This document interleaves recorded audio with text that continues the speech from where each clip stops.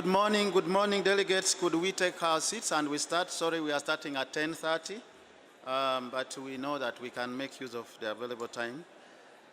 So could we take our seats, please?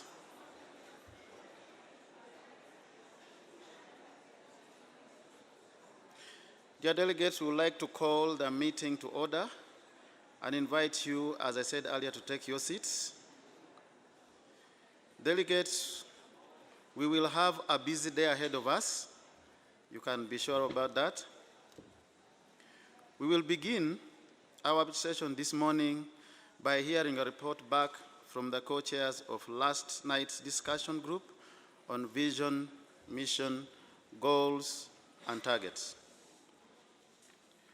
We will then continue our deliberations this morning with consideration of Agenda Item 5 on the future work program of the open-ended working group and allocation of tasks to other intersessional bodies and processes.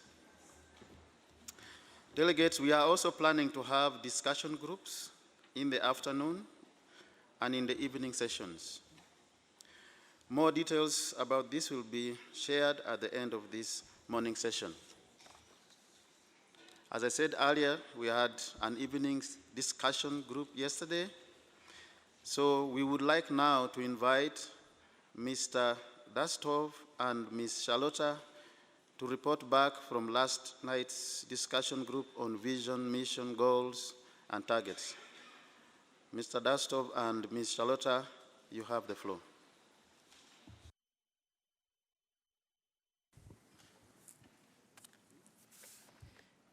Thank you, Mr. Co-Chair, and good morning, colleagues. The discussion was held yesterday evening from 7 to 9 p.m. There's a very good turnout of parties, NGOs, and major groups. I and my fellow co-chair believe that the discussion was very constructive and there was a good amount of convergence in some areas and maybe less in some others.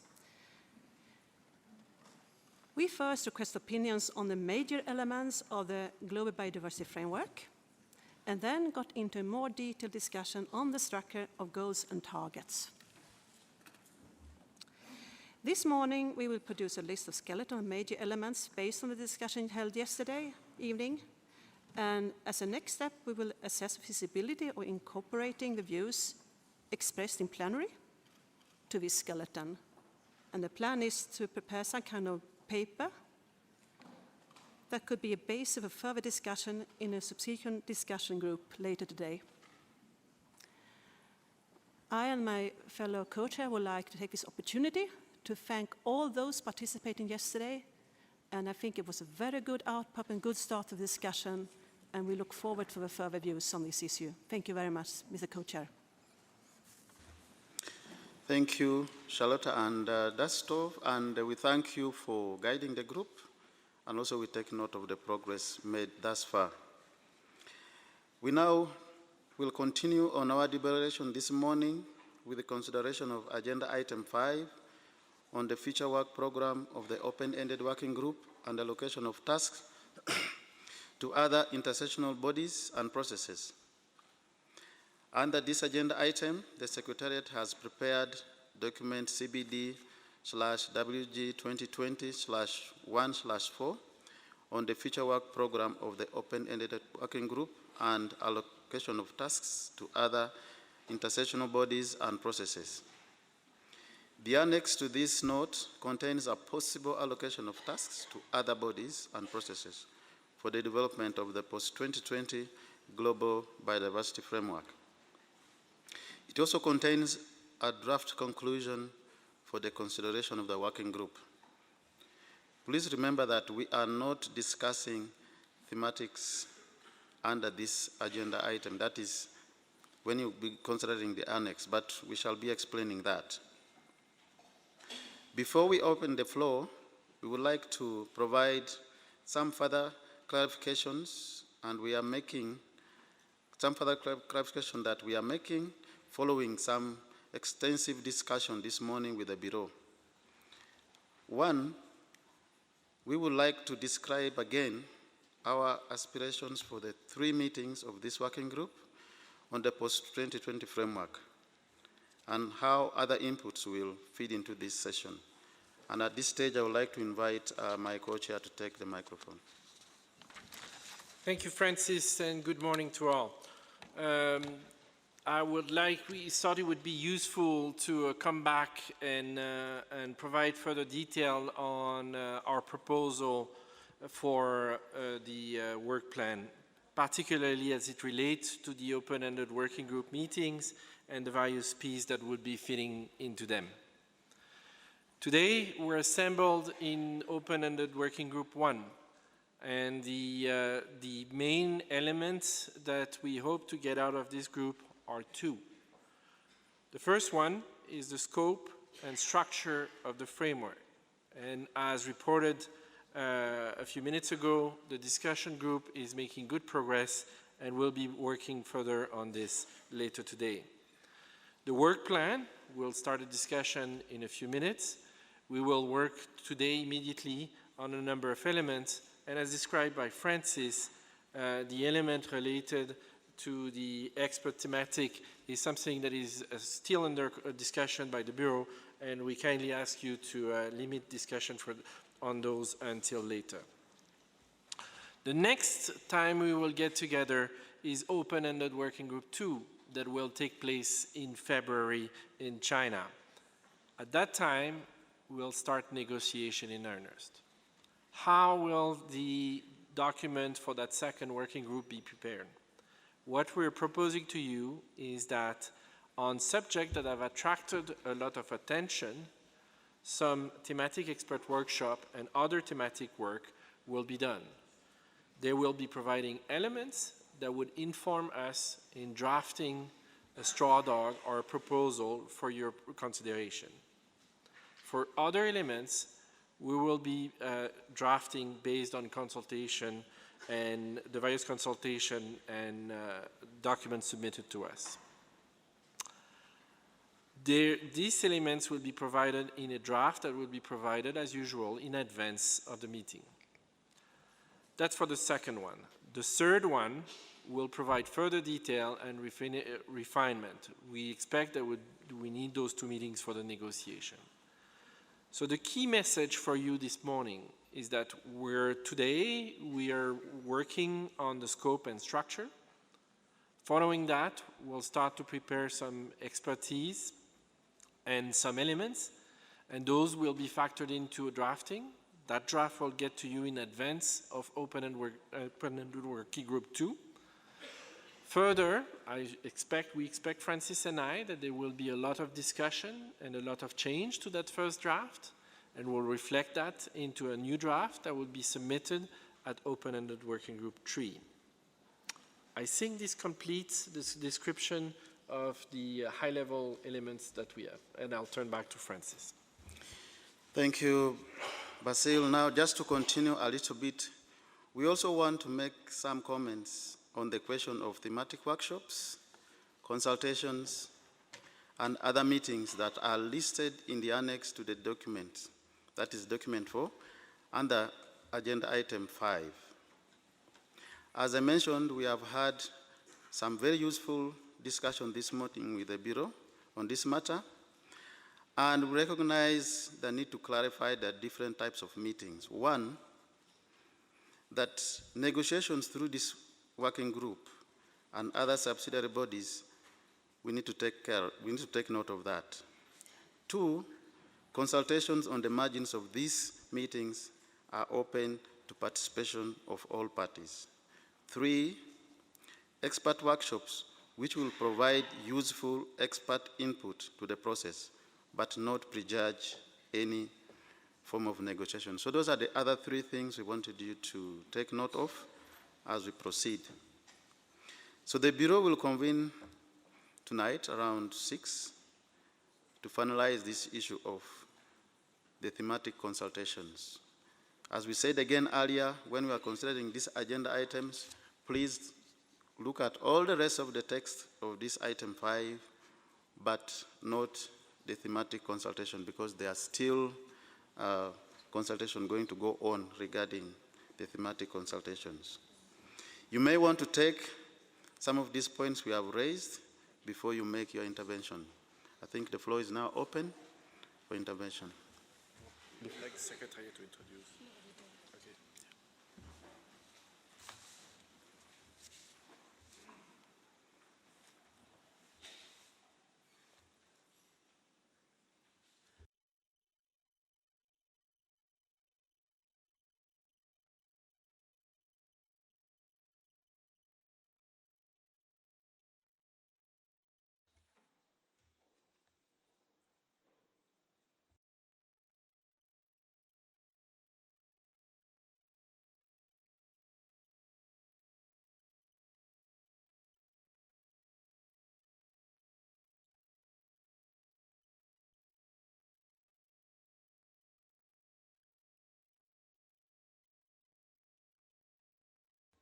You want me to do it? It's for me to do it. Dear delegates, I will now hand over the floor to my co-chair, Basil, to take us through the interventions. Basil. Thank you, Francis. We see on the list first Cameroon, followed by Eswatini, and then the European Union. Cameroon, you have the floor. Thank you, Mr. Chair. We step down for Eswatini. Thank you. Thank you. We'll now look at Eswatini, followed by European Union and Japan. Eswatini, the floor is yours. Thank you, Mr. Chair. The Kingdom of Eswatini is pleased to deliver this statement on behalf of the Africa Group. The group would like to reiterate its commitment towards contributing to discussions for the post-2020 framework. The group acknowledges the huge task ahead of us as we prepare for the post-2020 framework. We are faced with the challenge, Mr. Co-Chair, of preparing a simple, easy, comprehensible, and measurable framework while ensuring that such a framework integrates all the three objectives of the Convention. The group would like to make the following comments and recommendations on the future program of work. Firstly, we are concerned about the imbalance in the treatment and allocation of the issues under the thematic consultations proposed by the co-chairs. We believe all the issues should be treated in a balanced manner, including issues related to the means of implementation. On the issue of thematic expert workshops, we are of the view that while taking into account limited resources, every effort should be made to ensure that regional balance and selection of experts to participate, as well as the diverse perspective of IPLCs. The group strongly suggests we have a non-paper with text for the second meeting of the open-ended working group, which will allow for concrete discussions. Secondly, we believe that considerable time should be allocated to aspects such as linkages between biodiversity and climate change, the conservation and sustainable use of wild and managed pollinators, and the evaluation of the effectiveness of policy measures as it was mandated by COP14. Thirdly, the group is concerned by the considerable amount of work expected to be done by the third meeting of the working group in Bogota in July 2020, as highlighted in the proposed program of work. Mr. Co-Chairs, it is our understanding that this meeting might need more time than currently allocated. The group is of the view that contribution of regional and sub-regional consultations is very crucial for contributing to the post-2020 framework. Other discussions taking place under other MEAs can also benefit the process. The group has prepared a list of such regional consultations and will make such available to the Secretariat. Fourthly, the group is of the view that there is need for clarity with regard to indicators for the post-2020 framework. Therefore, enough time in the future work program should be allocated for the development of smart indicators which could be adapted from the SDGs and the existing Aichi biodiversity targets. There are missing elements from the COP decision that needs to be considered in a timely manner, including issues of scientific cooperation and technology transfer and issues of capacity building. Going forward, Africa recognizes the role of the Environmental Management Group in facilitating synergies and collaboration among UN agencies and biodiversity-related MEAs in the post-2020 Global Biodiversity Framework. The group is of the view that taxonomic information has not been included in the current discussions, yet it is important in terms of understanding and sustaining biodiversity. The group that recommends that it is be included in the discussion to establish how it can form part of the post-2020 framework. And the link between modern taxonomy and DSI underscores the importance of finding a solution to the DSI issue in a timely manner and in time for COP15. Lastly, co-chairs, with respect to the ABS, we believe that targets and indicators should take into consideration developments in other fora, such as the International Treaty on Blood Genetic Resources for Food and Agriculture, the Commission on Genetic Resources, and the World Health Organization, as well as ABS obligations under the convention that apply to CBD parties that have not ratified the Nagoya Protocol. I thank you, Chair. Thank you, Eswatini.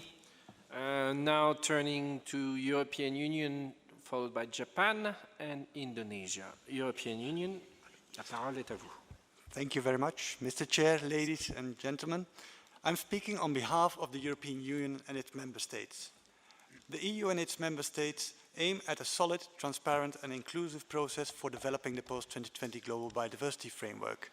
We broadly support the proposed work plan as it is a good basis for achieving these aims. Of course, we have some remarks and questions.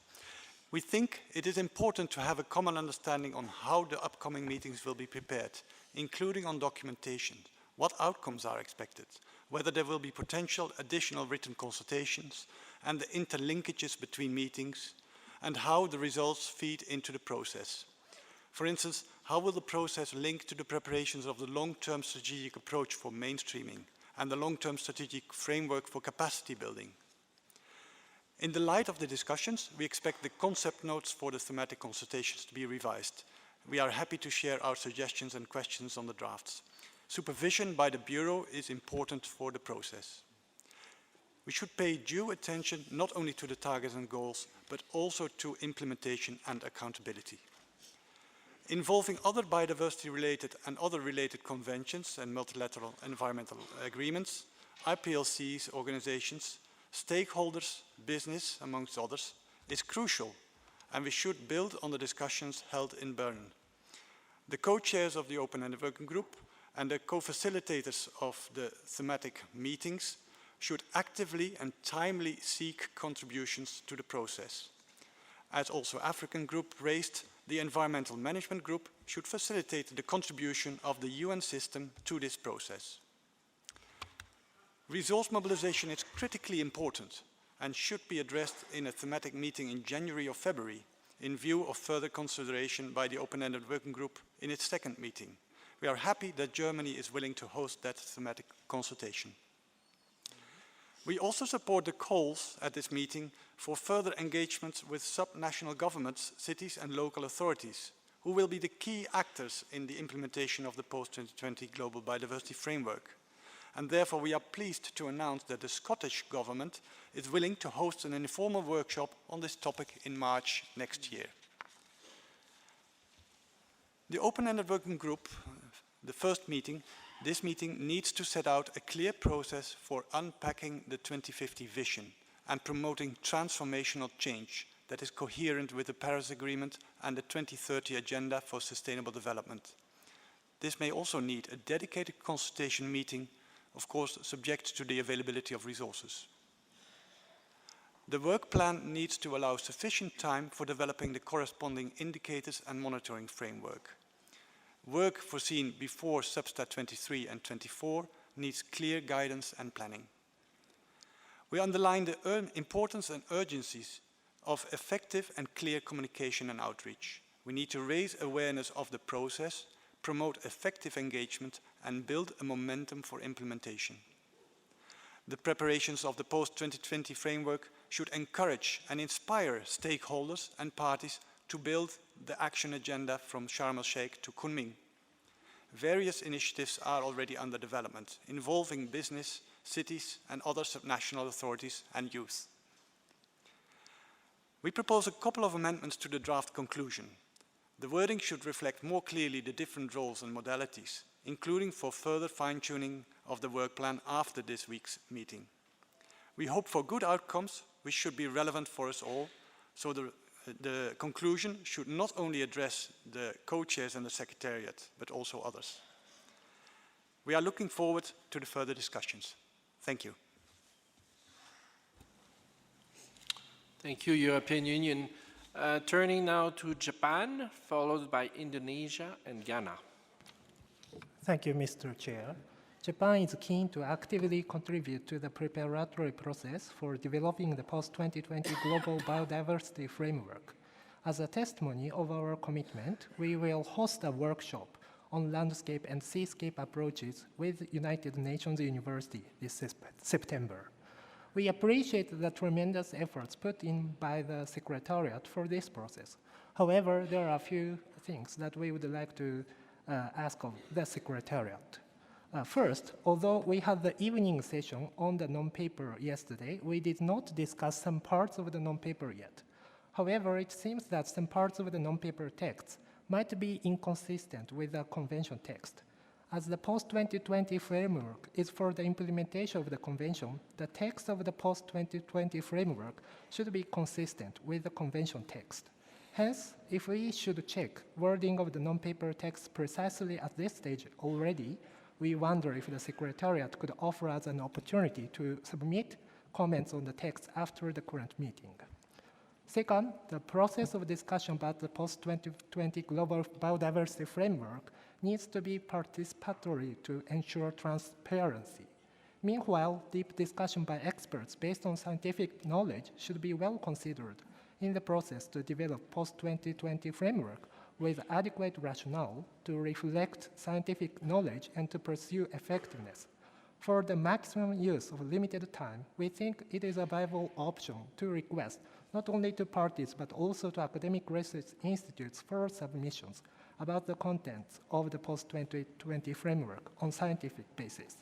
Finally, we understand some documents will be prepared before the next open-ended working group, but we are a little concerned about its timing. To be fully prepared for the next working group, we would like the Secretariat to prepare the documents around 6 weeks before the working group. Thank you.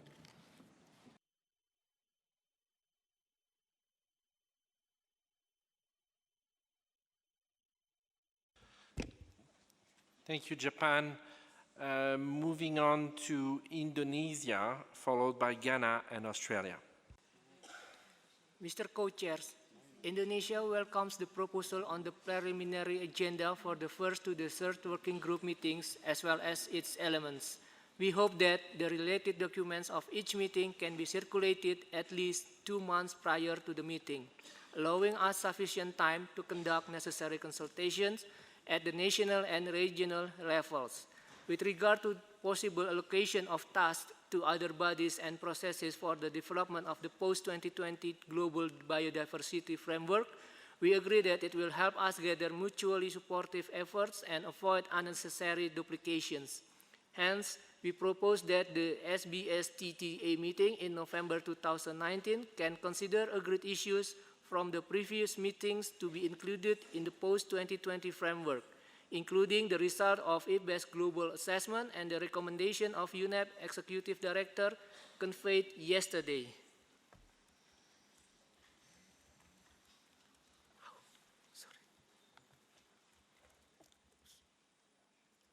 We also hope that the SBSTTA meeting in Montreal on May 2020 will discuss in depth on the validation of goals, targets and indicators taking into consideration types of geographical condition of each party.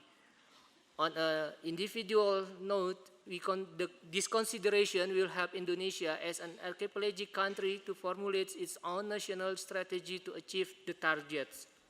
We also support that the working group on Article 8J and related provision to be held back-to-back with the SBSTTA meeting, to formulate recommendation on the potential role of the traditional knowledge, customary sustainable use, and contribution of the collective action of IPLCs to the post-2020 framework. I thank you, Mr. Chair.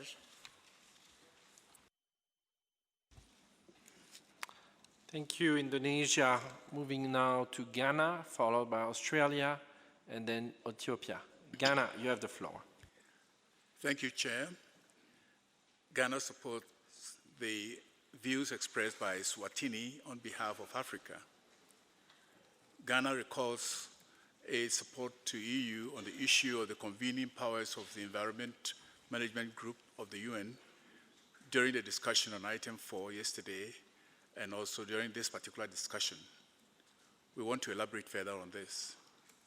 Our view is that the EMG, through its chair at UNEP, can raise the needed platform to bring all MEAs and other related organs of the UN, other regional processes, including regional integrating organizations and other stakeholders, to synergistically reflect and act on decisions provided at the CBD to move the post-2020 Global Biodiversity Framework into the priority considerations of governments and other processes.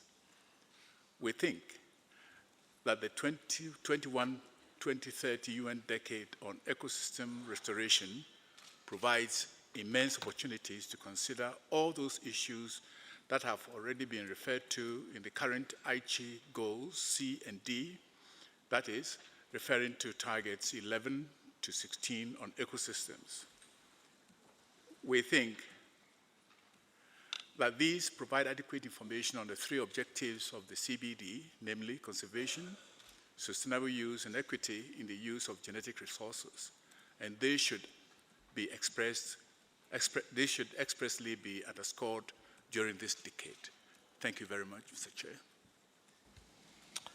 Thank you very much, Ghana. Now moving to Australia, followed by Ethiopia and South Africa. Thank you, co-chairs. Managing the future work program to develop the new post-2020 GBF is a significant piece of work in its own right.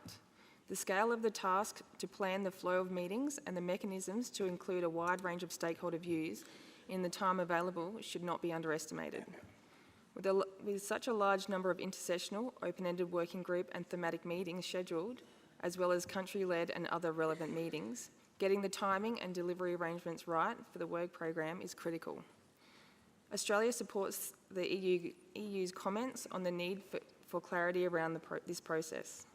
Australia supports intersessional bodies in addition to the open-ended working group as playing a pivotal role in progressing the development of the post-2020 framework. Understanding the purpose of each meeting held from now to COP15, expected outcomes, and how the inputs from these meetings will feed into the broader post-20 framework development is important. Understanding these elements will ensure appropriate attendance and expertise at the numerous meetings and to ensure that all actors understand how and when to engage in the process between now and COP15. Australia supports the proposal to hold expert meetings based on thematic areas to support more focused discussion of potential elements in key areas. Recognising the limited time remaining and the work before all of us between now and COP15, Australia would like to understand how and when themes not yet identified, as well as other issues, will be considered in what is already an ambitious work program. This may require reconsideration of issues which currently have more than one meeting scheduled to better use resources across the suite of issues of interest to parties. It is critical at the next open-ended working group meeting we move to discussion of substance and move beyond the sharing of views, or next minute we will be in Kunming without a post-2020 GBF. Australia feels a clear approach will support a productive and collaborative discussion in our endeavours to build an ambitious and inclusive global biodiversity framework in the lead up to COP15. Thank you, co-chairs. Thank you, Australia. Moving now to Ethiopia, followed by South Africa and Sierra Leone. Thank you, Mr. Co-Chair. My delegation supports statement made by the Kingdom of Eswatini on behalf of African region. Emphasis has to be given to some of the useful decisions of COP40 on post-2020 global biodiversity framework, few among others, high-level political engagement of all relevant groups and stakeholders at key strategic meetings, including promotion of high-level panels or the political champions to raise awareness. That needs to be encouraged. Second, the participation of multilateral environmental agreements, including biodiversity-related conventions, needs to be encouraged in the development process of the post-2020 global biodiversity framework. Thank you. Thank you, Ethiopia. Moving to South Africa, followed by Sierra Leone and Nigeria. Thank you, Mr. Chair. South Africa supports the intervention made by Eswatini on behalf of the African region. Mr. Chair, in terms of thematic consultation, South Africa is mindful that engagement with the Peru is still ongoing and wish to share its view that it is important to recognize additional efforts from other relevant processes in a form of dialogues and workshops conducted at global and regional levels, and therefore recommends inclusions of additional table that will track these efforts and how they feed into the working group consultation process. The most important initiatives for South Africa and also in the African region are the following upcoming events, such as the African Ministerial Conference on Environment, the 12th Pan-African ABS Workshop, and the first Global Dialogue on DSI, which has been planned through a bilateral cooperation between the government of South Africa and Norway. All these events will be hosted by the government of South Africa before the second working group meeting to explore in greater detail the important element of the post-2020 framework. South Africa believes that the outcomes of these efforts will serve as valuable input to the post-2020 process, especially on its critical elements of ensuring fair and equitable benefit sharing. The full details of these meetings will be submitted in writing. Thank you, Mr. Chair. Thank you very much, South Africa. Turning now to Sierra Leone, followed by Nigeria, and then Cameroon.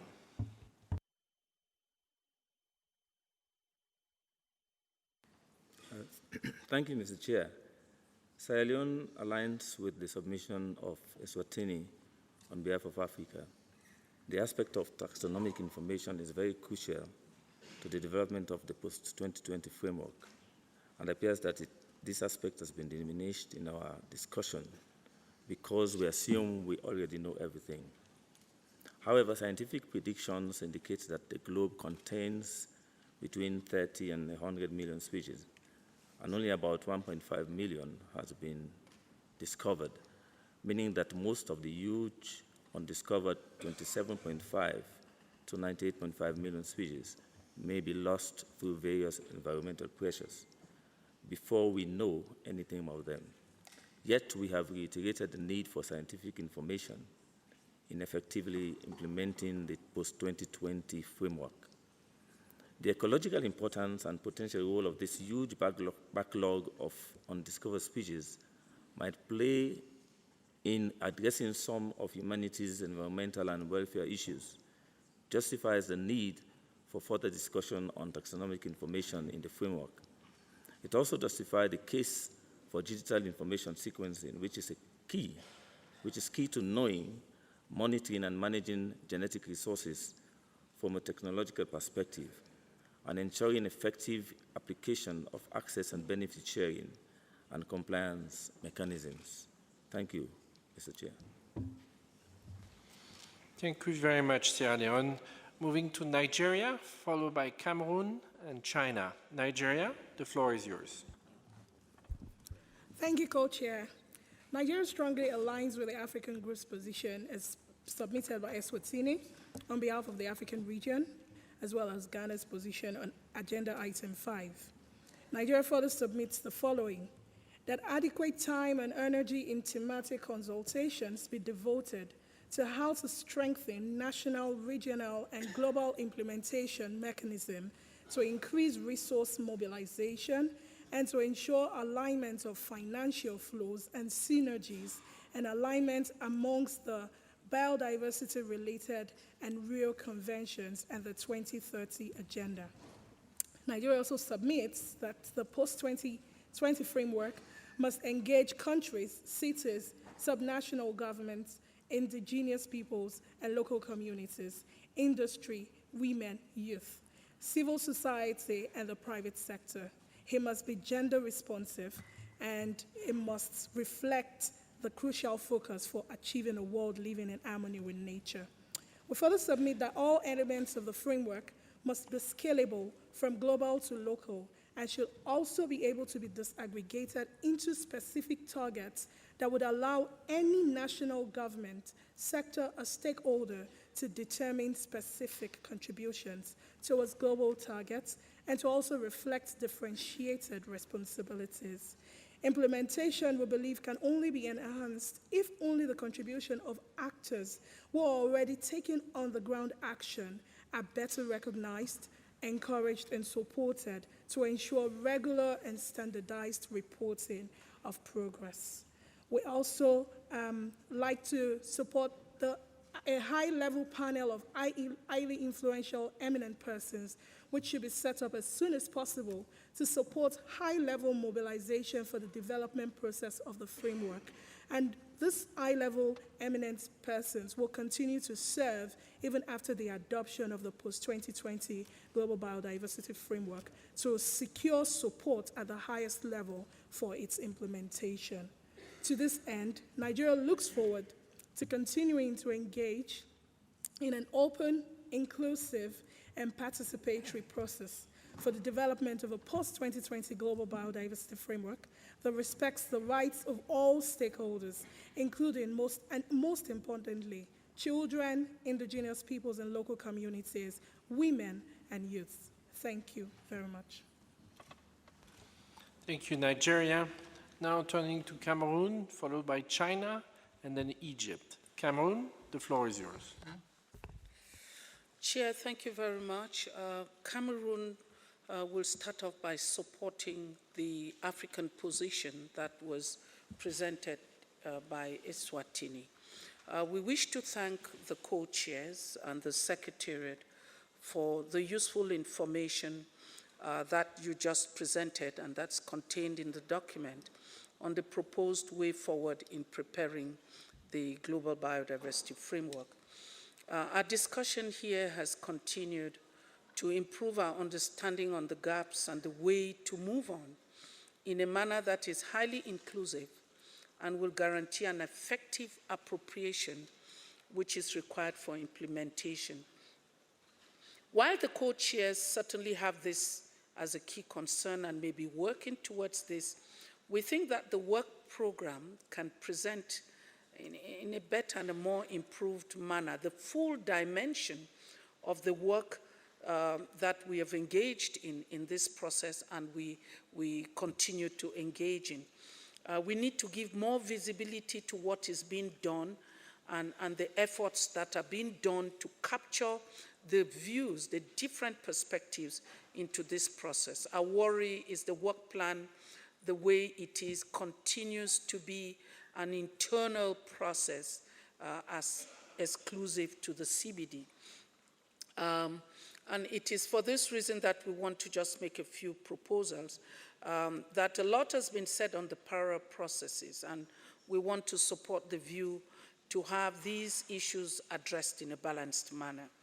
We agree with the EU and the others that we need to capture in the table the dialogues with the others. I think we can restructure that table and capture the several other processes that are feeding into this, especially the MEAs. And this is very important for us for a national level implementation. We have agreed on the importance of communication and dialogue out of the CBD, such as high-level political processes, regional dialogues, including at high regional levels. We think this should be continuous and somehow should be reflected in that table. Thank you very much, Mr. Chair. Thank you, Cameroon.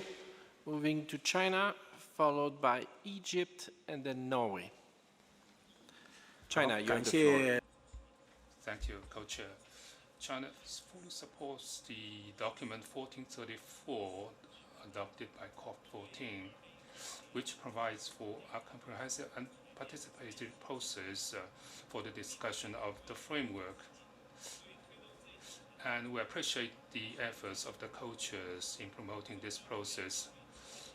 China is ready to provide the support in the development of the framework led by the co-chairs. COP14 adopted a core budget which provides for only 2 sessions of OEWG in order to provide sufficient time to develop a more comprehensive post-2020 framework.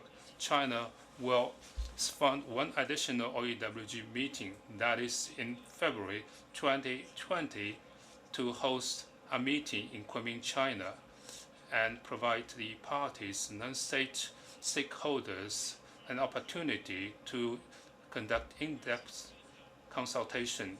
In our view, the discussion of the framework should be conducted under the mechanisms of the convention, including SPI, Substar, and working group under Article 8J.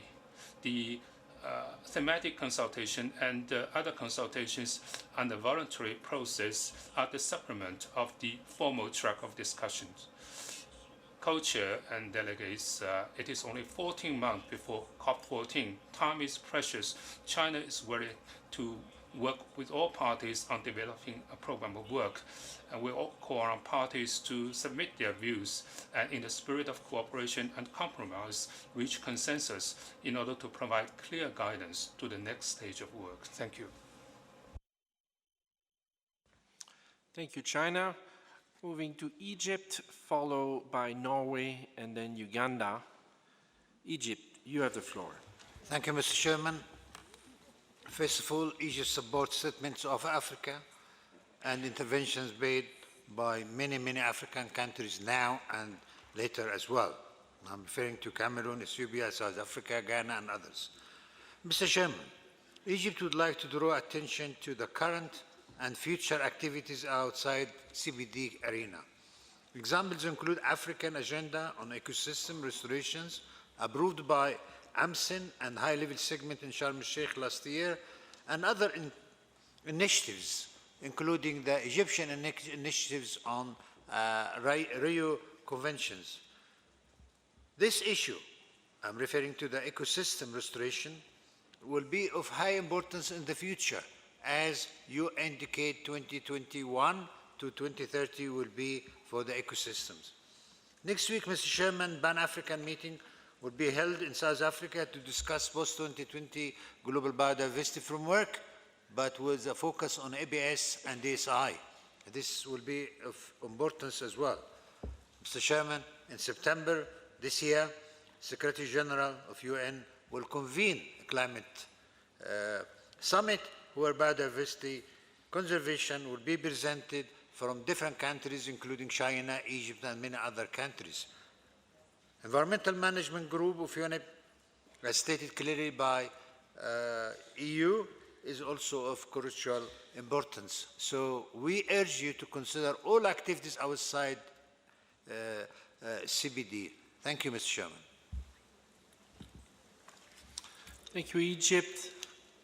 Now moving to Uganda, followed by Yemen, and then Bolivia. Uganda, you have the floor.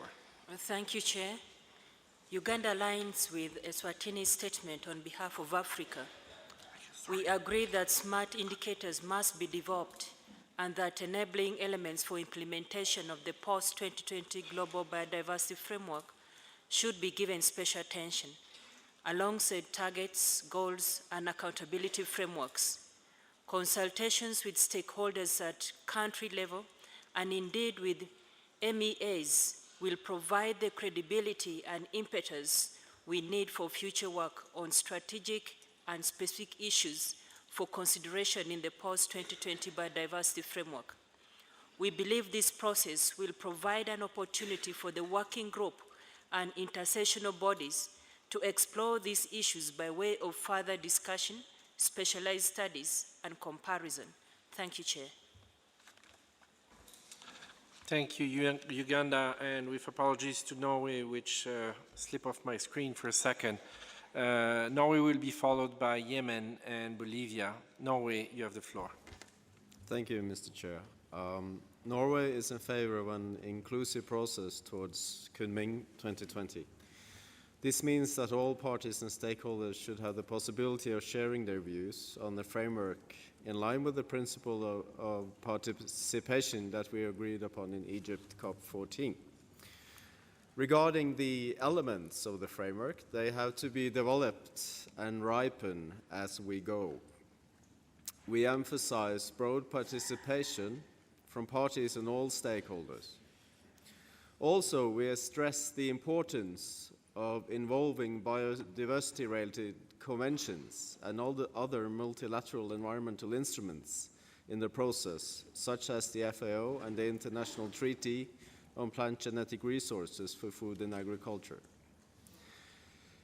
We need to have a common understanding of the process ahead and welcome the announcement of the Secretariat yesterday on elaborating a process for resource mobilization well aligned with the decisions made at COP14 in Sharm el-Sheikh.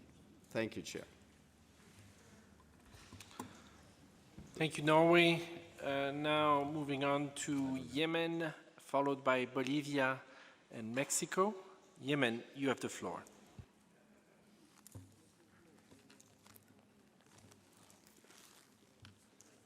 شكرا للسيد الرئيس المشارك. السيدات والسادة صباح الخير. Thank you very much, Co-Chair, and good morning, everybody. First of all, we'd like to wish the Co-Chairs every success in their task. We would also like to thank you for all the efforts made in order to produce the documents provided to us.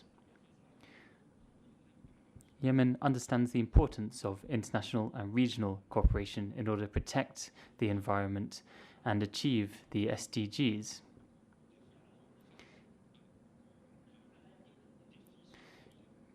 Many efforts have been taken in the face of many challenges on the ground. We are striving to implement the convention and take into account the specific characteristics of each country. Yemen, for example, has seen great destruction of its nature and of many areas of biodiversity in the country. Within the activities of the program, Yemen would like to obtain the support needed in order to safeguard its biodiversity. This is along the lines of achieving the goals of this new post-2020 framework. The various issues of concern to the post-2020 framework in order to address the loss of biodiversity also affect political support, environmental governance, and regional and international implementation. None of this can be done without support to countries undergoing exceptional circumstances. We would like to support that said by the representative of the State of Palestine. They asked us to give priority to countries undergoing exceptional circumstances and circumstances of conflict. The work of our group on this post-2020 biodiversity framework must really set out this priority in order to help these countries to achieve the 2050 vision. We wish you all every success in your discussions here. Thank you very much, Co-Chairs. Thank you for your kind words, Yemen. Now moving to Bolivia, followed by Mexico, and then by Switzerland. Thanks, Mr. Co-Chair. The plurinational state of Bolivia thanks the co-chairs for building up a very participatory process for the post-2020 framework. We are positive of the good results from this. And at this point, we would like to ask you to allow us to make comments in the whole document related to the future work program. And we would like to share some concerns, hoping that they are considered in the work plan ahead of us. First, we believe that the schedule of meetings is quite intense, and we wonder if this intensity of activities is going to hinder the quality and the proper follow-up of the discussions. Based on that, our suggestion is to streamline the meetings and thematic consultations, joining them together into groups. One on technical consultations to be held before SABSTA 23, and the other one on implementation issues to be held before SBI 3. Second, we appreciate the funding made available for different thematic consultations. We worry, though, that the focus are only on one of the objectives of the convention. We see absence on sustainable use and ABS, and we call to funders to also support thematic consultations on these issues. Third, as mentioned, the consultation process is quite intense, but it is not clear in the future work program when negotiation texts are going to be prepared and discussed. On this regard, we kindly request that by the third meeting of the open-ended working group, we deliver a very well-advanced text of the post-2020 framework. This to avoid transferring the majority of the work to COP, given the expected heavy agenda for the 15th conference of the parties. In this line, we have a text suggestion for the conclusions of this open-ended working group, which will be submitted in written to the Secretariat. Thank you. Thank you, Bolivia. Moving now to Mexico, followed by Switzerland. Gracias, señor presidente. Thank you, Co-Chair. We would also like to express our thanks to the Secretariat for the document, which provides a good summary of the meetings which have already been held. Now, regarding the next two meetings, we thank China and Colombia for offering to host these. We also agree with the section on collaboration with subsidiary bodies such as SABSTA and the implementation body. In this regard, we also see that the appendix shows the roadmap for the next meetings coming up. In these thematic meetings, as Bolivia mentioned, we could divide these into those for technical experts who could then submit their results to the SABSTA, and those more related to the implementation who could then report to SBI 3. We think that the technical meetings could work under the SABSTA modus operandi, so that's to say up to 15 representatives for each region, while the other meetings should perhaps meet in an open-ended format due to the nature of their contributions.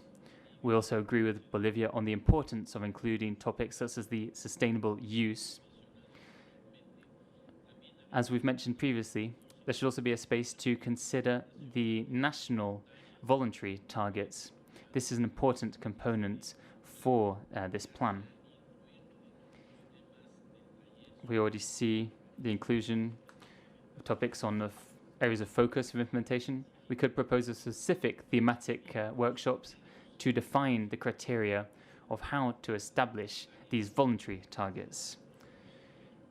Of course, these will have to go above the ambition agreed upon within the new strategic framework. On recommendations for conclusions, in general, we agree with the observations made in the paragraphs here, the 5 paragraphs. Nevertheless, in the first paragraph, in addition to taking note of the meetings which have already taken place, it's important to also agree here on the list of topics and meetings. Perhaps that also will require a few amendments to this specific paragraph here. Thank you very much. Muchas gracias, Mexico. Mexico. Now moving to Switzerland, followed by Peru. Switzerland, the floor is yours. Thank you, Co-Chair. Switzerland notes with satisfaction that several delegations, including Eswatini for the African Group, the European Union, Ghana, Cameroon, underlined the importance of a better structured way of enhancing the cooperation among the relevant MEAs and the SDGs and other conventions such as the Rio Conventions. We had a first exchange at the Bern workshop that was successful first step to discuss this complex issue. But we think we should think forward and continue the discussion.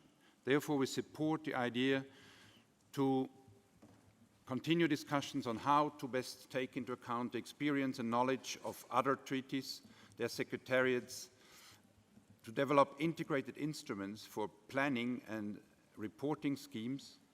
Therefore, we agree that the Environmental Management Group could be tasked to develop options to enhance the synergies needed to get a better result in implementing the Global Biodiversity Framework post-2020. As mentioned by the distinguished delegate of Cameroon, these ideas should be brought back into the work of the open-ended working group. Switzerland therefore supports the idea to add to the work plan a workshop dedicated to discuss the options to concretely build structures able to implement the new Global Biodiversity Framework in a coherent, participative way. Switzerland is ready to support the organization of such a workshop in collaboration with the MEAs and the Environment Management Group of UNEP. Thank you. Thank you, Switzerland. Moving to Peru. Peru, you have the floor. Gracias, señor presidente. Thank you, Co-Chair. I'll be quite brief. Peru welcomes the document and we agree with the suggested conclusions. We believe that the list in the appendix is quite interesting, but just as Bolivia and Mexico have expressed, we would like to include a few topics within these consultations, which would be related in particular to the sustainable use, distribution of benefits to be much more equitable and balanced, and discussions with regards to the three objectives of the Convention. Now on the aspects in terms of modus operandi, we agree with the format of 15 representatives by region under the CBD format. Now on the meetings, we would also like to suggest that the scope of this be expanded to other initiatives which could contribute to generating information and to generating elements for framework targets. For example, at the moment I'm just remembering that in September we'll have the 5th Congress of Biotrade under UNCTAD, and there many countries and companies and organizations will meet in order to broach issues of sustainable trade. So it would be interesting to, within this consultation process, to have consultations bringing in other processes such as that one. Thank you very much, Co-Chair. Muchas gracias, Peru. Now moving to Colombia. Colombia, tienes la palabra. You have the floor. Thank you, Co-Chair. Well, first and foremost, we would like to ensure there's enough financial resources in order to ensure the participation of developing countries for topics of strategic relevance, such as those related to means of implementation and revision mechanisms. On alleviating the financial charge of these consultations, we call on them to be carried out in the margins of the open-ended working group meetings or the subsidiary body meetings. This will also guarantee a balance between the proposals of the co-chairs. There are 3 proposals on review mechanisms and less on resource mobilization and another on capacity building. We believe that consultation on means of implementation in a comprehensive manner should be held, including technical cooperation, scientific cooperation, technology transfer.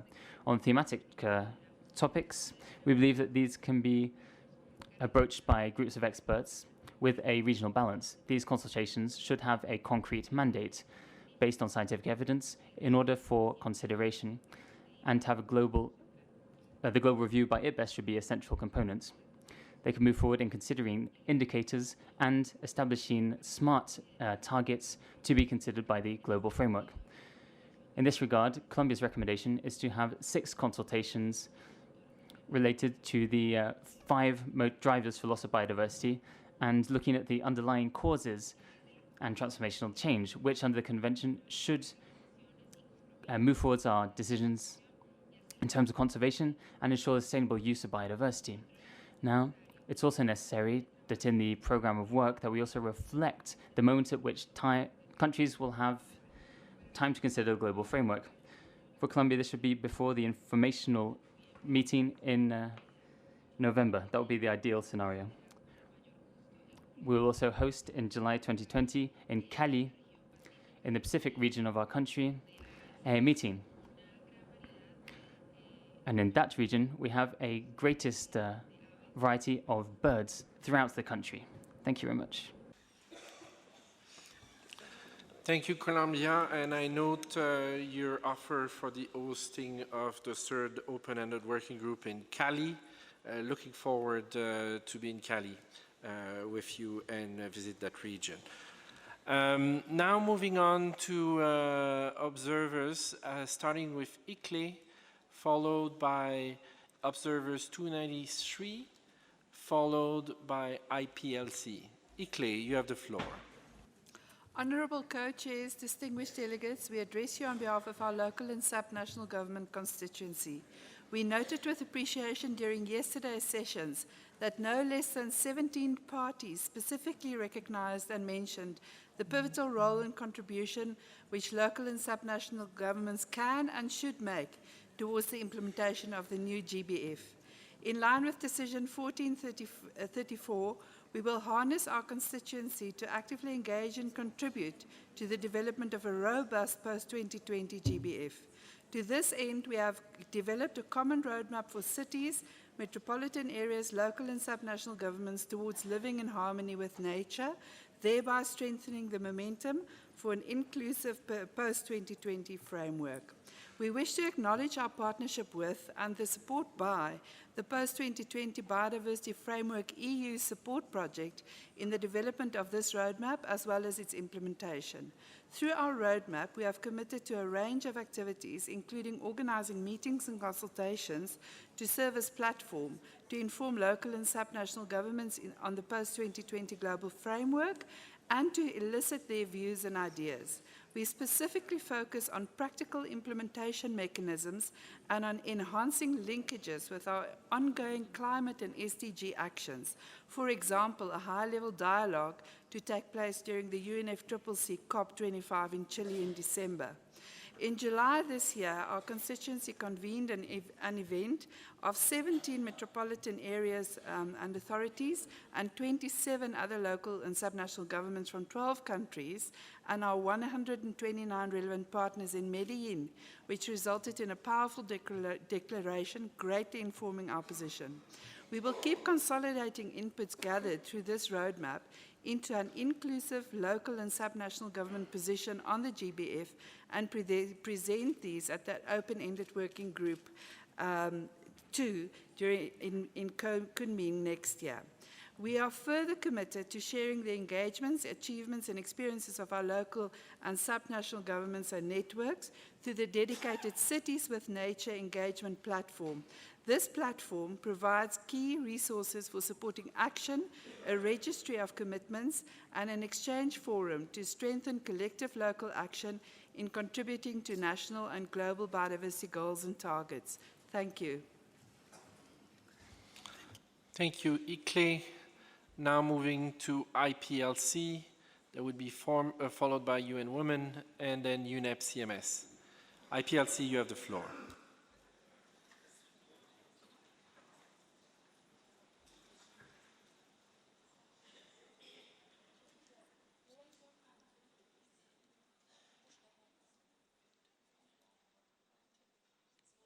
Technician, if you can help IPLC. Oh, okay. Thank you, Mr. Chair. The IFB welcomes the robust and participatory process that has been proposed for the development of the post-2020 Global Biodiversity Framework. Looking at the list of meetings and consultations in the annex of the working paper, we are overwhelmed at the number of meetings listed. We have said previously, and we have been supported by member states and observers, that Indigenous peoples and local communities have a central role in the development of the post-2020 framework and in the implementation of the Convention and its protocols. It is therefore crucial that sufficient resources are provided to enable full and effective participation of IPLCs in the official meetings and consultations. Decision 1434 requested the co-chairs of the working group to provide further guidance on the elements of work to develop the post-2020 Global Biodiversity Framework to be undertaken by the ad hoc open-ended working group on Article 8J and related provisions, and to integrate the outcomes of those meetings along with other considerations into the draft framework. In order to ensure a good outcome, support should be ensured for strong and regionally based, balanced IPLC participation in that meeting. We support the incorporation and mainstreaming of rights-based approaches across the post-2020 Global Biodiversity Framework, including an approach based on the UN Declaration on the Rights of Indigenous Peoples. In this regard, we call for thematic consultations that would examine how best to mainstream rights-based approaches into the framework. The UN Permanent Forum on Indigenous Issues, the Office of the High Commissioner on Human Rights, and mechanisms of the Human Rights Council could be of assistance in this manner. Furthermore, the Universal Periodic Review could be examined with a view to incorporating a strong accountability mechanism to the post-2020 framework. We support, finally, we would like to seek some clarity around the organization and methods of work of the thematic consultations. We would like to know if it is still possible to propose specific thematic consultations that would explore the various issues around reinforcing the role of IPLCs with the post-2020 framework. Will the meetings be open-ended, and would they enable enhanced participation modalities of IPLCs? Finally, would it be possible for the thematic consultations to receive online submissions from IPLCs for consideration at the meeting? We look forward to participating actively in the work towards the development of the post-2020 Global Biodiversity Framework and for our rights to be reflected in both the process and substance of the framework. Thank you, Mr. Chair. Thank you, IPLC. I'll note that now the list is closed for observers. Moving to UNEP-CMS. Oh, sorry, first Mauritania, and then we'll move on to UNEP-CMS. Mauritania, you have the floor. Merci, Monsieur le Président. Thank you, Co-Chair. Mauritania supports the statement made by Eswatini on behalf of the African Group. We also support the statements made by other African countries. Co-Chair, we believe that the program of work should be as refined and as clear as possible for all parties. Responsibilities should also be identified. This should not just lie upon the Secretariat of the CBD or certain experts. Regional consultations are essential. They have to be carried out in an effective manner. They have to place out clear topics for discussion and ensure benefit sharing, protected areas, etc. These need to be addressed in a strategic manner. As you know, we often say that protected areas constitute at present one of the last refuges for biodiversity. And they also relate to the conditions of life of communities. Therefore, there's a need to pay particular attention to this aspect to preserve what we already have, but also inspire other initiatives. These topics, however, should not hide other aspects which could have a direct or indirect impact on biodiversity. Therefore, there's a need to diversify the profile of experts for these topics. These consultations should be as inclusive as possible and not be limited to just the experts already identified. Co-chairs, you know that many initiatives are underway throughout the world, in particular in Africa, on biodiversity. but these are often outside the scope of the CBD. It would therefore be interesting for Mauritania to recommend that we set out a mapping of all initiatives underway and the organizations related to them in order to better target our action and to take advantage of the results of this work already be carried out on the field. On synergies, we believe that we should establish synergies amongst MEAs, but we should also look to other regional or sub-regional organizations who are currently implementing programs and projects which are interesting. It would also be interesting to underline certain intergovernmental or regional organizations who are working in certain areas. I would like to pay tribute to the considerable support of the WWF and organizations, in particular for certain African countries. Merci à la Mauritanie. Thank you, Mauritania. Moving now to UNEP CMS. Thank you, Mr. Chair. In our first intervention, we noted the importance of better reflecting the concept of connectivity in the post-2020 biodiversity framework. But the importance of bringing together the various biodiversity-related conventions around this new strategy goes far beyond identifying the goals, targets, and indicators of importance to the other agreements. First, like the UN Climate Convention, the CBD is a framework convention providing the broad scope for action on biodiversity.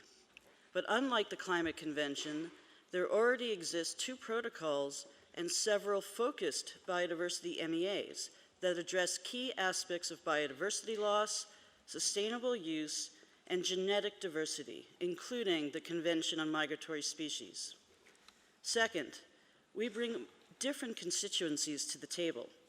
Together, we can have a multiplying effect for elevating attention and building high-level momentum for a new and effective strategy for biodiversity. Third, only together can we leverage the strategic opportunity to address the drivers of biodiversity loss that is at the heart of all of our mandates. This includes working together in other processes such as the 2030 Agenda, climate change, desertification, and IPBES. As the expression goes, the whole is stronger than the sum of its parts.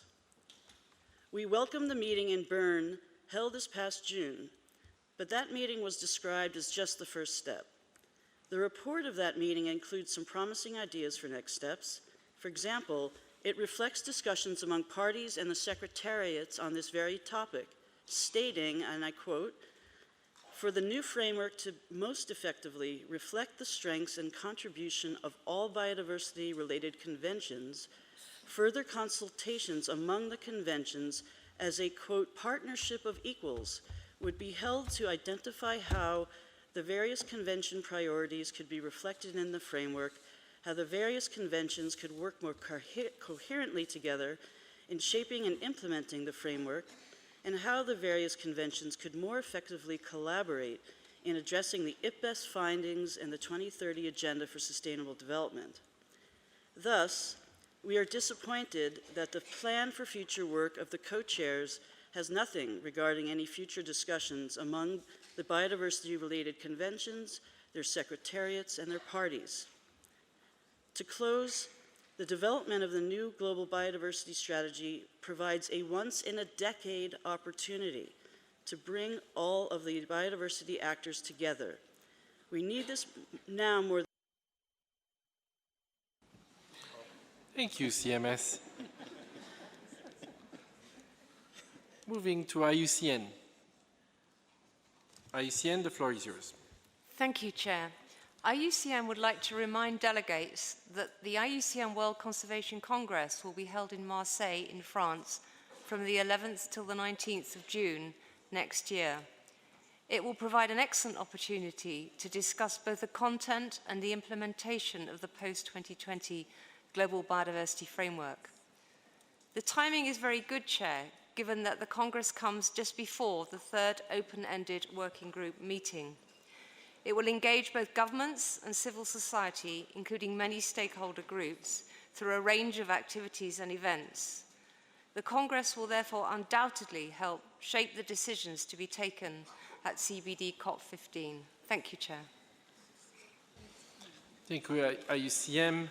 Now moving to Ramsar. Ramsar, you have the floor. Thank you, Mr. Co-Chair. We would like to provide further views in this agenda item. The Ramsar Convention Standing Committee Decision 26 encourage contracting parties through the Ramsar National Focal Points to liaise and engage with their counterparts in the Convention on Biological Diversity and to participate in the development of their national positions related to the CBD's post-2020 Global Biodiversity Framework process in order to seek to ensure that Ramsar relevant elements are included within country positions and submissions to the CBD process to develop the post-2020 biodiversity framework. The Standing Committee also encouraged contracting parties again through their national focal points to liaise and engage with their counterparts responsible for other biodiversity-related conventions so as to foster synergies at the national level. As the Ramsar Convention and the other biodiversity-related conventions has expressed, the United Nations 2030 Agenda for Sustainable Development and the post-2020 framework represents a unique opportunity to approach biodiversity in a cooperative and complementary manner and reflect the priorities and contributions of the biodiversity-related conventions. We also would like to highlight that the first consultation with the biodiversity-related conventions in Bern provided an opportunity to ensure that the priorities of the Ramsar Convention on Wetlands and other biodiversity-related conventions are taken on board. However, looking forward to the program of work, we see that that is relevant that these priorities are really taken into consideration in the preparations of the post-2020 Global Biodiversity Framework, as it's important that the biodiversity-related conventions are not left behind. Thank you, Mr. Co-Chair. Thank you, Ramsar. Moving now to UNEP CITES. UNEP CITES, you have the floor.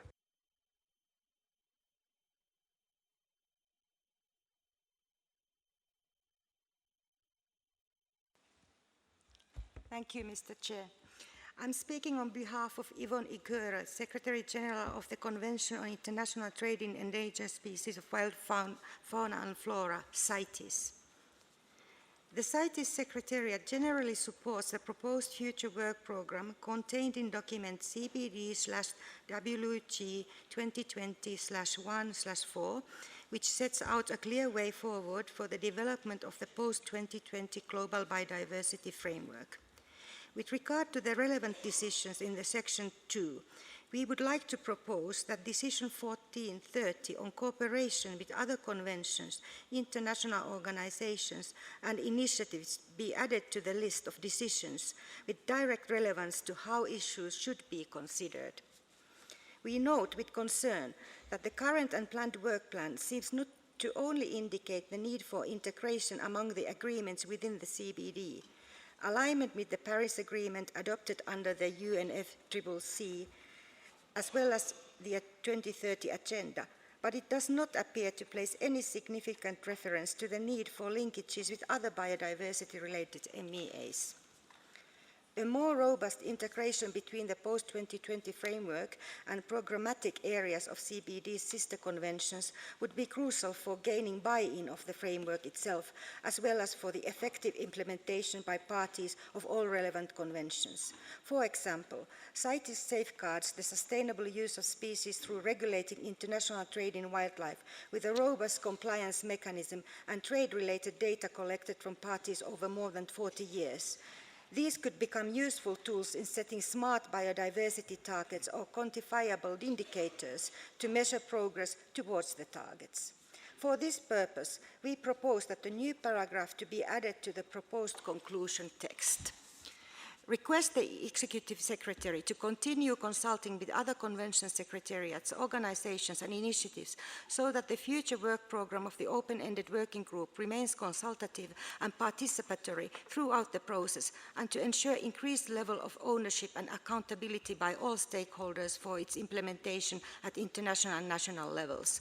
Furthermore, we propose that CPD consider a new decision at COP15 that sets a roadmap for enhancing synergies among the biodiversity-related conventions at the international level for post-2020 in a similar manner to Decision 1324, but covering the entirety of the national planning and implementation stages.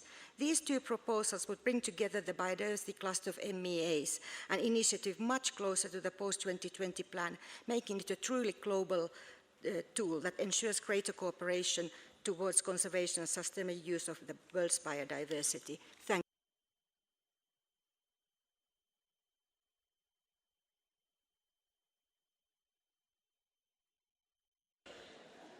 We've always have admired the CITES for the precision of their work.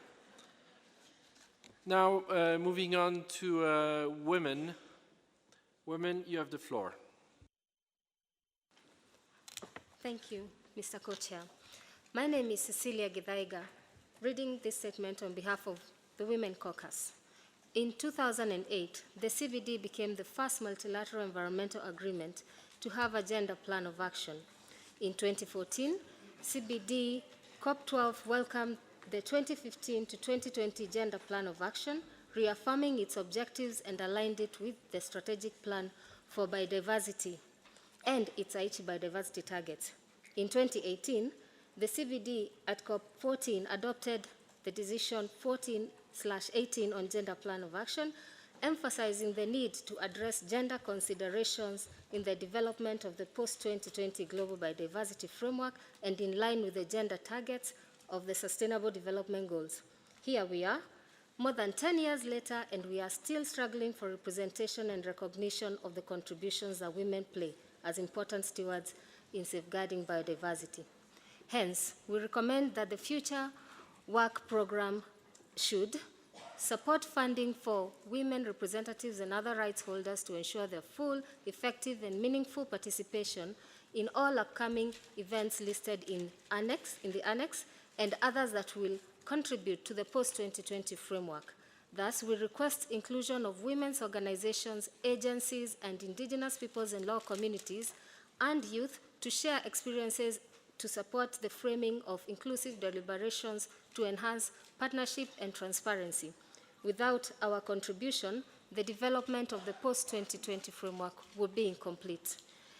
Secondly, we request that there should be consideration for gender perspectives, including invitation of women's organizations, experts, agencies, and representatives of indigenous peoples and law communities and youth in panel discussions to share their experiences and support the framing of the discussions in a more inclusive, transparent, and inclusive manner to enhance partnership.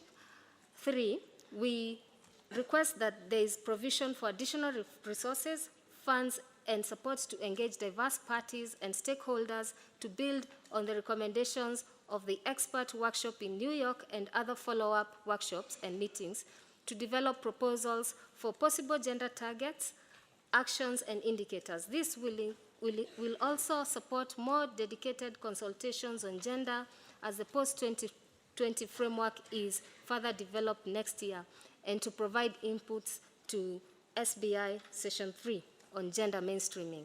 4, we request that that we make use of relevant gender-responsive indicators that have been agreed under various frameworks, including the Sustainable Development Goals, in which at least 80 gender-responsive indicators that are relevant for consideration of the GBF exist.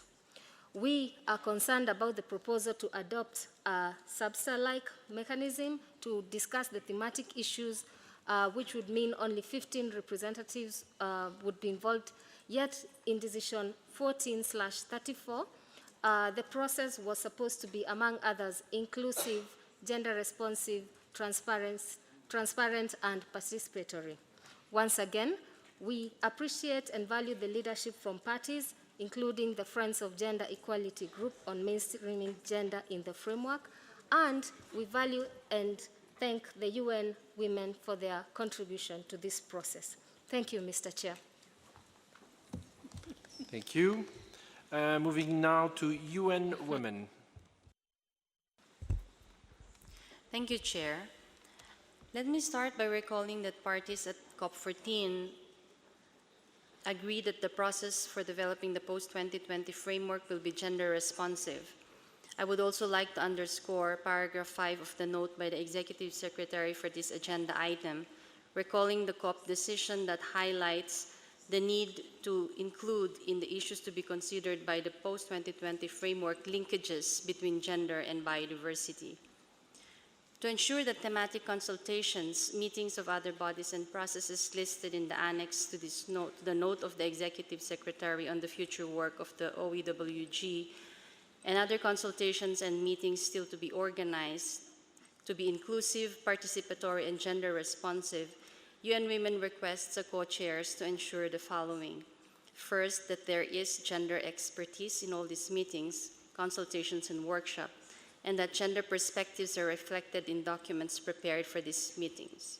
Second, ensure the effective engagement of key stakeholders, IPLCs, youth, women, by securing dedicated funding for their participation, in particular those representing their respective constituencies.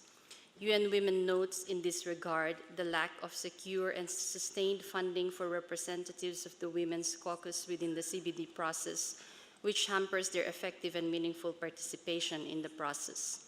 Third, noting the emphasis for the post-2020 framework to be grounded on science, and underscoring that data and information on women and girls' contributions, roles, value added to biodiversity conservation and sustainable use, and the benefits they receive from these are scant, if not absent, UN Women request that relevant bodies, meetings, and consultations contribute to building the evidence, including consideration of gender-specific targets and indicators, building on SDG goals, targets, and indicators.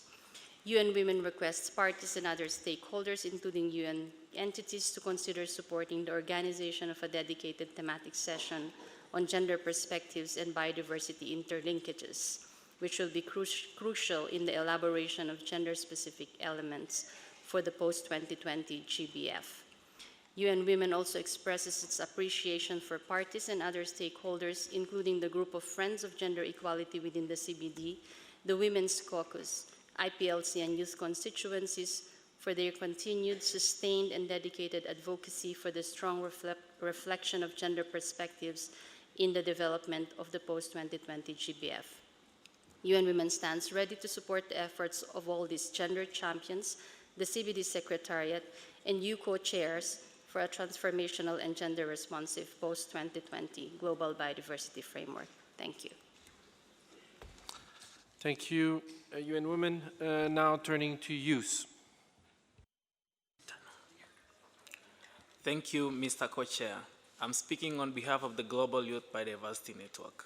We support the statement of the Women's Caucus and the IPLCs. Firstly, we thank the Secretariat for preparing the document on the future work program of the open-ended working group and allocation of tasks to other intersectional bodies and processes. The youth seeks clarification on how regional balance and the full and effective participation of rights holders and stakeholders will be ensured in the thematic consultations. It is a fact that some countries have the resources to send a relatively higher number of delegates to CBD meetings. This causes a situation where some regions are overrepresented while others are underrepresented. We therefore request that this be put into consideration and that appropriate measures be taken to ensure regional balance in thematic consultations. We thank the Secretariat for financing the participation of IPLCs, women and youth representatives in regional consultations meetings. And we call on parties, the Secretariat and other non-state actors to continue their support in enabling this participation in future thematic consultations, expert meetings, and other meetings to the post-2020 process to ensure that the discussions that take place in these meetings are open, transparent, and inclusive, following the principles that we all agree to follow during the development of the post-2020 process in COP Decision 14/34. We are also happy to hear of the support for youth reflected by parties in their statements yesterday and call on parties to put this into action and invite and finance youth participation in their national and subnational consultation meetings on the post-2020 framework. We, as the Global Youth Biodiversity Network, are happy to reach out to our community in your countries should you need to contact innovative and energetic youth working with biodiversity on the ground for your consultations. We also commit to doing our part to facilitate dialogues and consultations with diverse youth, including young women and girls and indigenous youth in our countries through our Youth Voices program. And let our positions be known to our focal points through intergenerational dialogues as broadly as our resources and capacity will allow. Furthermore, we urge parties to finance youth from their respective countries to attend CBD meetings that are crucial in this journey to COP15, such as the OEWG2 and OEWG3. Thank you, Chair. Thank you, Hughes. Now moving to NGO microphone 240. Please identify yourself. Thank you, Co-Chair. This is a statement on behalf of ICCA, FOI, IUNCBD, ICSF, WAN, Global Youth Biodiversity Network, IBN, Compassion in World Farming, Born Free Foundation, Action Aid International, and Natural Justice. We urge parties to adopt a conclusion on the future work program that embodies the overarching principles for the post-2020 process as adopted by COP Decision 1434, ensuring that it is inter alia, participatory, inclusive, comprehensive, gender responsive, and transparent. We are concerned about the lack of an inclusive process leading to the thematic consultations, including the selections of the current topics, and about how other important topics will be addressed. Importantly, all topics should also be part of the main negotiations in the working group and should be considered through inclusive and accessible consultation processes. We are also concerned about how the participants for the thematic consultations are being selected and how the inclusion of diverse perspectives will be ensured. It was proposed by that the outcome of the thematic consultation should be draft text, goals, indicators, and baselines to be considered by the co-chairs for upcoming draft documents. As it currently stands, this would limit the opportunity for contributions to a few selected participants. Finally, clarification is needed on how past and future submissions will be included in the future development process and how they will be considered in new decision documents. We ask the co-chairs first to provide additional opportunities for submissions and online reviews of discussion documents and clarify how these submissions will be treated and taken into account. Second, to make information on the thematic consultations and the application process available in good time and ensure balanced representation of perspectives. Third, to invite parties and stakeholders to host additional thematic consultations on topics that are required for transformative change, notably on drivers and governance, rights, equity, and on justice and the roles of IPLCs. To broaden the thematic consultations, to include submissions, online discussion forums, as mentioned in Decision 1434, and additional dialogues facilitated by right holders and stakeholders, while paying attention to their different needs and capacities to engage in such processes. We further invite parties and international organizations to increase their support to enable broad participation in upcoming thematic consultations and open-ending working group meetings. Thank you, Co-Chair. Thank you. Moving to NGO 238. Please identify yourself.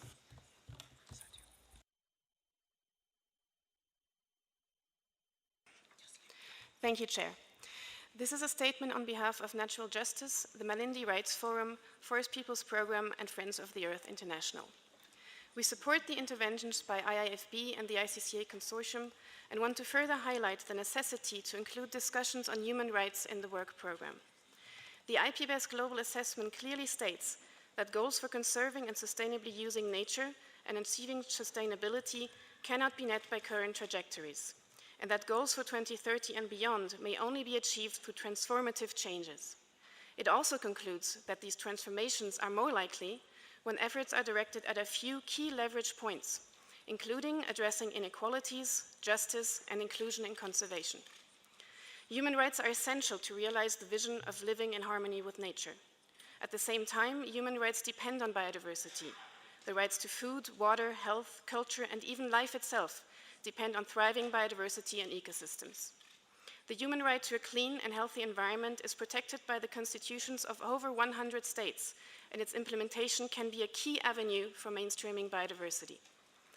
If we truly want to commit to transformational change, rather than business as usual, we need to work hand in hand with indigenous peoples and local communities whose territories represent over a quarter of the global land area and are facing increasing pressure from resource extraction. This can only be achieved by including targets to recognize and respect human rights, including land and resource rights, in the global biodiversity framework. We therefore ask the co-chairs to include a thematic consultation on human rights in the work program, to work with parties and other stakeholders to organize such an event, and to ensure that the conclusions are integrated into the preparatory document of the post-2020 framework. This consultation should be accompanied by further inclusive and accessible consultation processes, including online fora and submissions. We thank you, Chair. Thank you. And now moving to our final intervention by NGO 242. Please identify yourself. Thank you, Chair. I speak on behalf of WWF. We have heard from many delegates about the importance of the post-2020 framework, covering implementation in a comprehensive manner. Therefore, it is essential that adequate opportunities are created to develop and agree on proposals for tools and a mechanism for implementation of the framework. WWF believes that such an implementation mechanism should include a pledge, review, and ratchet cycle that builds on existing NBSAPs and national reporting, and allows ambitions and actions to be increased at regular intervals. We propose to expand the scope of the intersectional work to fully elaborate on the implementation mechanism. Adequate resources for these discussions will need to be identified as a matter of priority. In addition, we think that synergies and alignment across conventions and the 2030 agenda, as well as stakeholder engagement, must be adequately addressed in the intersectional work. Thank you very much, Chair. Thank you, NGO 242. This completes the list that I have. I will now turn to my co-chair to give you indication on how we move forward. Thank you, Basil. Delegates, we'd like to thank you for your intervention on this agenda item. And my co-chair and I see that we have a lot of common understanding on the draft conclusion. And basing on that, we will proceed to prepare a conference room paper with the help of the Secretariat. And therefore, we'd like to encourage you to make sure that your submissions, the written ones, that you have handed it over to the room attendants, or you could use the email address that was given to make sure that we receive your submissions. Dear delegates, you see we still have some time. It is not yet 1 o'clock, but as we said, I think we are not having luxury of time when it comes to post-2020. And therefore, we are proposing now that we are going to suspend this plenary session, but we are going to continue with the discussion on agenda item 4, the group discussion that was yesterday. That discussion will also continue in the evening, and it will be led by Mr. Dastov and Ms. Charlotta. So immediately when we close, please proceed to continue.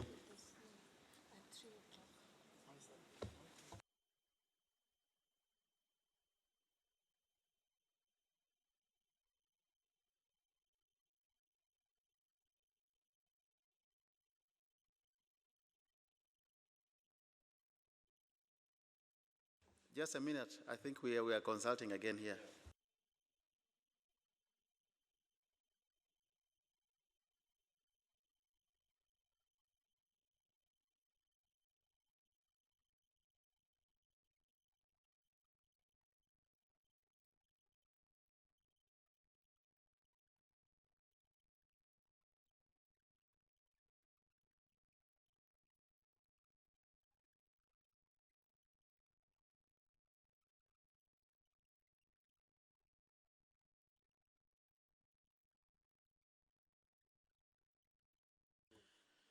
Dear delegates, I think we got the latest also concerning the room. That was our thinking earlier before we got this recent update on the room. I understand the room might be or is engaged at the moment, so perhaps you have extra time. just forgive us. You have some 45 minutes, but possibly we shall gain it somewhere along the line. So we shall convene the discussion group at 3 and then continue with it also in the evening. So you have time now to maybe catch up with a few of your emails. Now, I would like to give the floor to the Secretariat for any announcement. Secretariat. Thank you, Co-Chair. Just to give you the room update for the discussion groups. As you know, as you know, we are suspending the plenary for this afternoon. We will all convene, whoever wants to take part in the discussion group will convene in conference room 1 at 3 o'clock. We have the room continuously booked till 9. So we are hoping that we will have a discussion group from 3 to 6 and then from 7 to 9 in conference room 1. There will be a non-paper before you, and you should get this before 3 o'clock through our website. So again, it's going to be in CR1 at 3 o'clock. Also, just to remind you that at 13:45, like the last 2 days, we will have a follow-up lunch information session in room 4. So the information session will be in room 4 and not in this room like the last 2 days. This one will be focused on the best practices in setting smart targets and goals in the context of a theory of change. This will be an interactive learning session which will be particularly informative for those who are interested in science-based target setting and to learn tips on how to build a logical sequence or hierarchy of goals and measurable targets, threats and actions or implementations. So this will start at 1:45 in room 4, in conference room 4. Thank you. Thank you. Secretariat, dear delegate, we wish you a good lunch break. There are some people who want to speak. Okay. Sorry, I see a request for the floor from Ghana and the European Union. Ghana, you have the floor. Thank you, Mr. Chair. Indeed, when you were contemplating what to do in the extra hour that we have, I had wanted to suggest that instead of asking the discussion group to go to the normal room that they normally sit, that is the other working group, the other conference room, we could remain here. We could ask the co-chairs of the discussion group to be with us and start the discussion so that we will have more time, because I think the 1 hour that you are giving to us for emails, I don't think it is necessary. I would prefer, Mr. Co-Chairs, that we continue because we are in the momentum. We have the moment now. Let us make use of it. Thank you, Ghana. That's a very wise suggestion. There is a challenge, is that the co-chair are currently preparing and they're not with us. So that's a challenge. So with your indulgence, I think we have no choice but to wait for them to come back. I'm sure you have a very fruitful discussion starting at 3. Now turning the floor to the European Union. Thank you, Co-Chair. One other question, and also maybe a reply to Ghana. What we foreseen is, in our understanding, that there will be a document from the co-facilitators tabled, and that will be in front of us. And I think it would be very important to have a document that we could then continue the discussions on. Second question on the CRP, the outcome from item 5 that we just ended. What is the foreseen timetable for getting the CRP? Because, I mean, we are on Thursday today, so when will that be in front of us, and how to discuss that? Thank you. Thank you. We expect the CRP to be able this evening.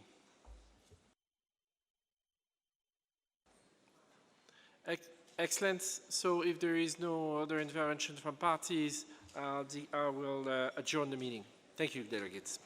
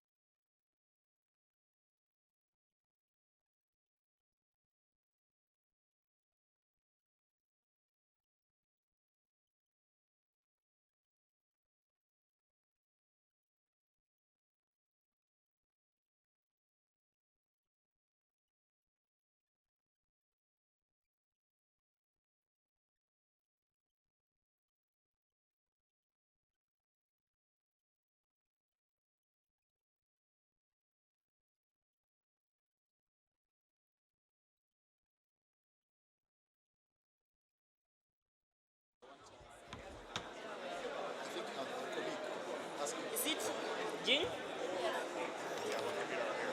June?